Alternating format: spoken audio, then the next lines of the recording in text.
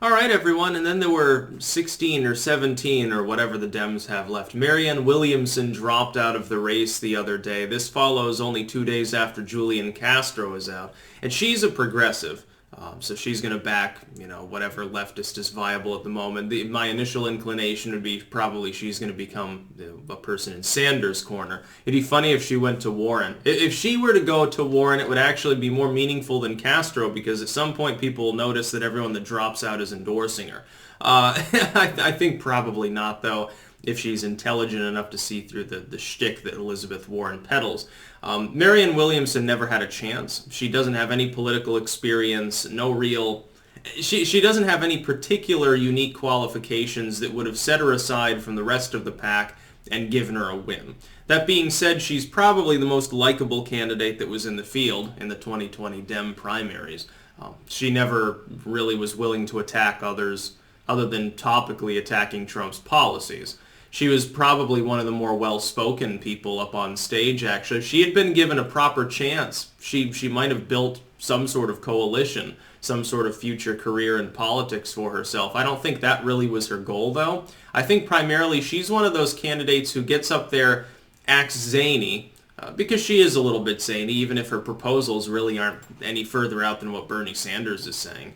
Her proposals are basically the same. She's sort of like the woman in your neighborhood who's like, she blew a gasket back, in her drug days, maybe back in the 80s or something, and now she like hangs out with 3 cats and a bunch of quartz crystals and tells people's fortunes on the side or something. It's sort of like a harmless lunatic thing going on for Williamson. I thought that she definitely more likable. Way more likable than like a Warren or a Joe Biden or someone at the top, some career politician. So yeah, it is kind of sad to see her go, honestly. I mean, I never would have voted for the lady, but at least she was a shining example of what the Democrats should be. Harmless lunatics, as opposed to the harmful lunatics that are at the front of the field. Harmful lunatics like Joe Biden, who thinks that if we just magically reverse the last 3 years of economic decisions, that everything will go back to the boring status quo of people being asleep and willing to tolerate tyranny. Harmful idiots like Bernie Sanders. Need I say more other than, he's leading his youth revolution off the cliff like a bunch of lemmings, promising them things that he can't actually deliver. Williamson, meanwhile, wanted to talk about how love will conquer all and light destroys darkness and stuff. Buttigieg actually adopted that the other night, sort of grifting, I guess, off of the fact that Williamson had exited. Or maybe as an homage to her, if you wanted to be more nice and like, is that what you say before you're using the flashlight for something not intended by the manufacturer? Light destroys darkness, or whatever he said. Yeah, love trumps hate. It's the same old funny shtick over and over again. I love this political season. It's so great. There's nothing wrong with the fact that the Democrats are fielding more than a dozen actual lunatics, because then they say weird shit and it makes, our job a lot easier as commentators. That's a never-ending tidal wave. Meanwhile, the legacy media only talks about what Trump says that's goofy, which sometimes it is. They've only got one person to draw ammo from. We've got dozens of them.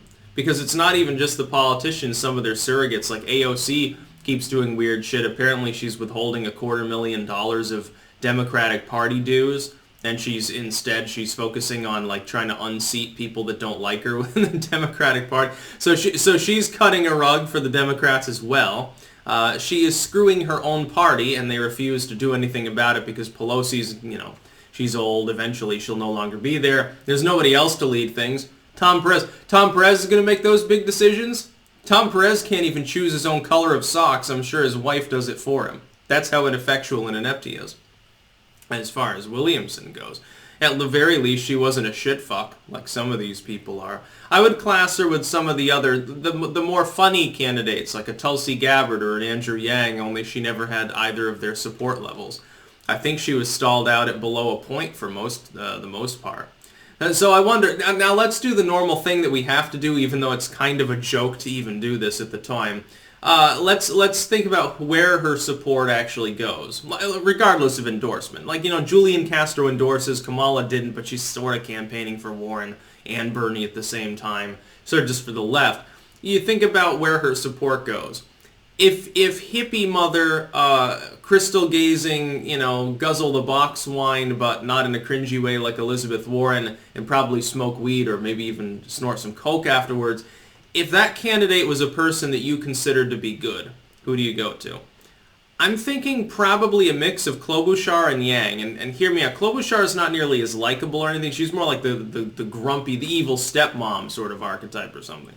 But most people don't know anything about her. Now, they can't back Warren, and Biden and all of these others obviously don't apply. I think maybe Bernie Sanders a little bit. I'm thinking Yang actually absorbed some of her support for what very little it's worth. Because he's sort of an outsider. He's sort of a chucklehead joke candidate, too. So, And he's raised a decent amount of money. I mean, you can't say that his fundraising hasn't been extremely effective. That's one advantage that Yang definitely has. He's a money man. He's got that going for him anyway. I won't take that one away from the Yang gang. I just think that everything else about him falls completely short. It doesn't matter if you raise tens of millions of dollars for ads if your ads are going to be off message and shitty because you don't know what the hell you're doing. Which is the case with Andrew Yang. Not so much with Williamson. Did she even ever create an ad? I'm not sure. Apparently she even had like a campaign bus, I guess. Where'd she get the money for this? I can't imagine, like, in what mindset do you have to be where you're donating to somebody who's, in the bottom quarter of the field? Can I please ask that? Like, where is your mental state that you're willing to do that unless it's just as a joke? Like, you get together with your friends like, ha ha ha, I'm going to donate to Klobuchar $10. Ha ha ha, we're going to keep her going just to make others miserable. Like, is it some form of unconscious rebellion against the top of the ticket or something? I can sort of understand it, though, from this perspective. When you look at the top of the ticket, it fucking sucks, dude. Elderly socialist who just had a heart attack. That'll go over well. Incoherent neolib from the 70s that doesn't know what he's doing. Person who grifted off, Bernie Sanders. Rich, unlikable dude that even his own state fucking hates. And then the upstart, dude who's kind of with it, which is Booty Judge, but he keeps doing cringy shit like his fucking, dance troupe and stuff like that and putting weird memes on Twitter. Oh my God, that's the top of your Democratic field.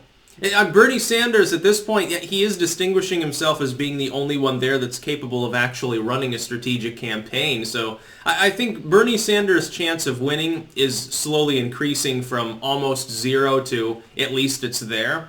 I wouldn't overblow the latest Iowa polls, though. Again, it's one poll. It doesn't matter if he wins Iowa. Unfortunately for Bernie Sanders, historically speaking, the winner of Iowa doesn't always go on to be nominated. If Biden sweeps up Nevada and South Carolina, then he would, be the front runner. New Hampshire is a non-issue in this particular election because everyone knows Sanders will win. It's only an issue if he loses. That's about all. Peace out.